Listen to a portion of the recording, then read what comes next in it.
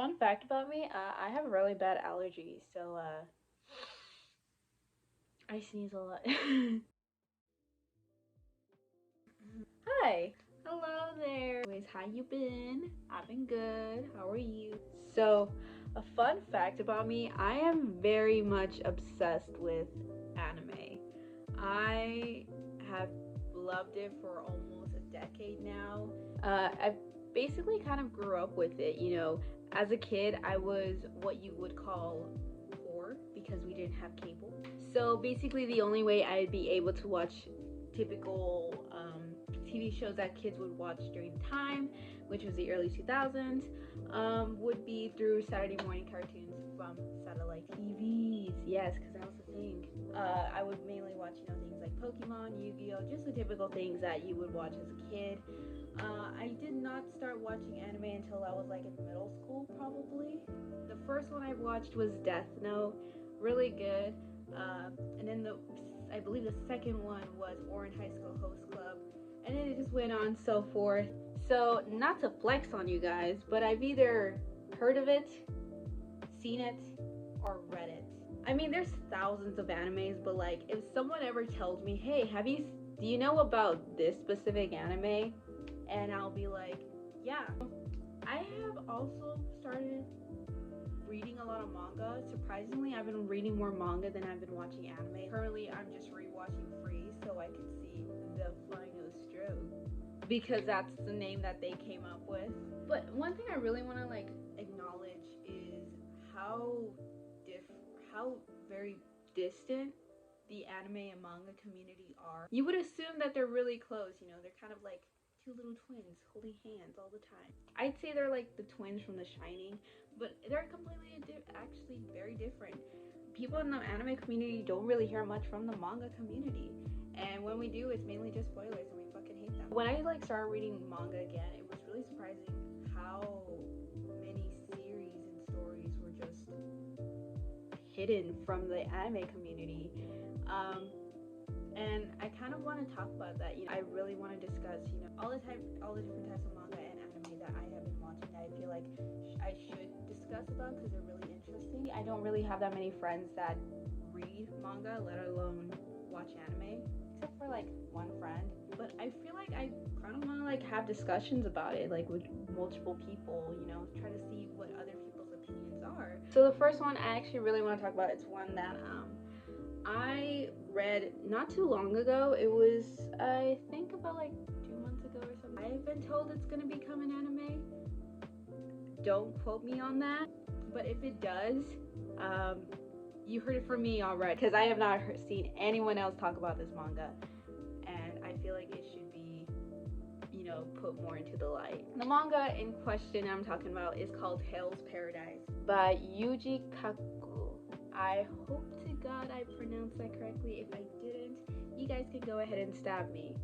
This manga it has a lot of supernatural elements to it. The synopsis is a little complex if I just say it to the top of my head, so I'm just going to read the synopsis that Viz Media has for us. That is where I also read it from. They should sponsor me, just saying, because I read a lot of shit from them. Gabimaru the Hollow is one of the most vicious assassins ever to come out of the ninja village of Hiwagakure. He is ruthlessly efficient, but a betrayal results to him being handed a death sentence. He has only one hope. In order to earn his freedom, he must travel to a long hidden island and recover an elixir that would make the shogun immortal. Failure is not an option. On this island, heaven and hell are just a hair's breadth away. You get the gist of it. So basically, it's this guy named Gabimaru the Hollow, very emotionalist. He is sent on a mission to find an Excalibur, so he could continue living his life. Right off the bat, I'll just let you guys know it does have a lot of gore, violence, nudity.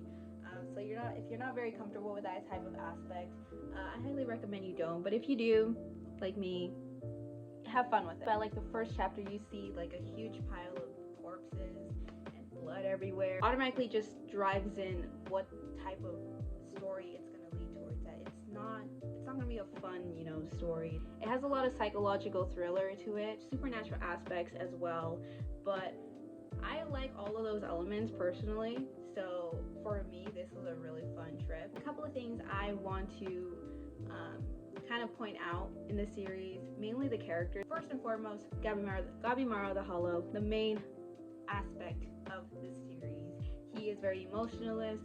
If he kills you, he does not have any feelings towards it. He is just there. I don't know. But the one thing that he does have emotions for is his wife. It's even brought up in the first chapter. Every single time he talks about his wife, he basically has this like emotional tone to him, very different to his monotone that he always has with him at all times. So when this is brought up, he begins to realize that's the reason why. Because throughout the whole chapter, he's basically like, I want to die. I really want to die. I don't care about living anymore. If someone kills me right now, go ahead and do it. But for some reason, he just can't die. So when it is revealed that the one thing that he has emotions for is his wife, he realizes that's the reason why I want to continue living, because of my wife. And that's the reason why he chose on this mission rather than just take the death sentence that was given to him. He has a purpose in life. He has something to hold on to in this world. It's not just killing and murder. I feel like that's a really nice element to him. Of course, he is not just the only criminal that goes to the island. All criminals that go in there are multiple. I'm just gonna highlight a couple. Don't worry, this is not gonna be a full video. They are all guarded by a Yamada, which is basically a guard. So if they are ever to betray the mission that they are given, they would be executed right on the spot. She is accompanied by Sakiri. She feels like she needs to prove herself way more than her male counterparts, because it is very rare to see a female Yamada. So everything that she does, she always takes it seriously. So she's very prone to proving herself as an individual.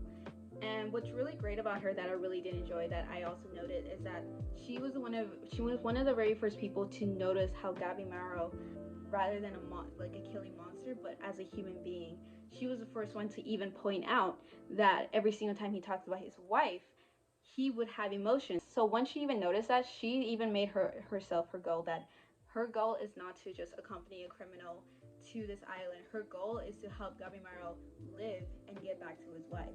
They really do. Me personally, I really did love their partnership, their whole dynamic duo. It was really sweet. I loved it personally. Even though Gabimaro tried to push her away at some point, she was very kind and sweet to him, and she did all that she could to help him out. Okay, so these two, they stole my heart. I'm gonna be honest. I don't know why, but they stole my heart. So the Aza Brothers, I even wrote this down. The Aza Brothers, they stole my heart. Yes, they did. The Aza Brothers, they are basically another Yamada and criminal duo. Chobe, which is the elder brother, he is a criminal. He and his younger brother have always been affiliated with gangs ever since they were very young. Chobe, he's mainly like the main. He was the one who would always take the physical action rather than his younger brother. Toma, who would be the brains of the duo. Now you're wondering, how the hell did these two become Yamada and criminal duo in this? Well, of course, Toma, he was somehow able to become a Yamada so he could accompany his brother throughout this whole mission. They basically already had this planned out even beforehand. To me, they're a really nice duo. Fucking Chobe, he's like, how do I put this? He's like, if Bakugo from My Hero Academia was put on fucking steroids, and that one machine, like steroids, crack, and that one machine that turned Captain America into a buff guy, he's like very, very crazy. That's all I'm gonna say. And the third, another character I want to highlight on is Yuzuriha. I even wrote it down. I love her to bits. She is amazing. Even though she is a criminal, she is so carefree. She is so cheerful. She's very opposite of Sakiri. She's also very much narcissistic. But I feel like that really does fit her whole character dynamic and who she is as a person. Her relationship with Senta, who is the Yamada who accompanies her, I forgot what it's called, but when a duo is very opposite but they work really well together, she is She's a very carefree one. She doesn't really care. She just does everything. Senta, he rather just read books and he rather just learn. He's very much of an academic type of person. He's basically is the brain of the whole group entirely. Their whole relationship is just, it works perfectly well. These two polar opposite people just working together, and they really do make a good team together. Now, I'm gonna go through some spoilers right now because it's a fair warning to you guys before I even delve deep into the spoilers. This manga is like Game of Thrones. I have never watched Game of Thrones, but all I know is that they do not care who your favorite character is. Something bad is gonna happen no matter what. If you like this character, well, no. If you are very interested in reading this manga and you do not want to hear any spoilers right now, you could skip to this little timestamp right here, and then you'll be spoiler free. So, Jesus Christ! Oh my God! From the very first was Senta's death. That one, it didn't really hit me hard, but like it hit me when he finally accepted that he was gonna die, and he was just laying there. He was just thinking about the perfect paradise for him, his own paradise, and literally it was just him and Yuzuhira, which I thought was just the most saddest yet beautifulest like little ending to his part. You know, he finally was able to find a certain happiness with someone who was very polar opposite to him, who's someone who he was actually meant to kill. That's something I really did like, and it made me sad. Now, the second one that made me fucking Tenzai's death. We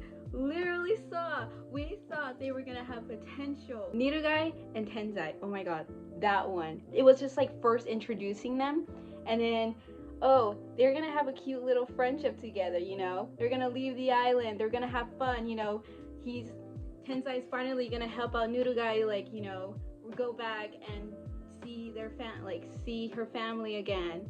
No, they're gonna fucking kill off Tenzai, and the one thing that they show in his death was them getting married, and it's just like that could have happened, but it didn't, and I'm sad. No. Oh my God, that one hit me. That one also, okay, a lot of these are hitting me right now, but that one, it wasn't even just him dying. It was the image of them getting married and living happily together, which is easily cut off right in the spot when they first introduced us to the two characters. That was a harsh play from the creator. Now, the one that really did hit me, the one that hit me, because I was literally crying at like 9 o'clock in the morning because of this, was the fuck Chobei's death. Because you see his like little flashback and him saying, at least I was a good brother for Tobei. Seeing him die, even though you still see him relive. I don't get the relive part, but him dying was just no. At that point I wanted to stop and just I had to take a pause, and I had to just sit there and cry. So that was a fun trip. I highly recommend people to read this, even for people who are beginning to read manga, because little fun fact, mangas are a lot more explicit than anime. I've seen multiple times where an anime has to be censored, even though it is completely explicit in the manga. And I feel like this really does give you a taste of what mangas are like what they basically display. Fair warning, just don't read it around your family. That was my mistake, and for sure it had to be that one scene. If you read it, you would know about that one chapter. I had to hide to the corner and just lay right there and just be on my phone, just like scrolling like this, trying to get it through it as fast as I can.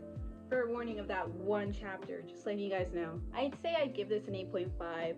It would be a little bit higher, but then again, it's the whole spoiler aspect. I feel like it's mainly just the ending. Personally, I felt like the ending could have been a little bit more explained. I was kind of left a little confused I kind of had to like go online and just try to figure out what it meant. But that's kind of also the reason why I want to have discussions with people. I want to know their intakes of this. Even though I gave it an 8.5 out of 10, I want to know, would someone else give it a 10 out of 10, or would someone give it a little bit lower, and why? And that's kind of like the whole point I'm doing this video.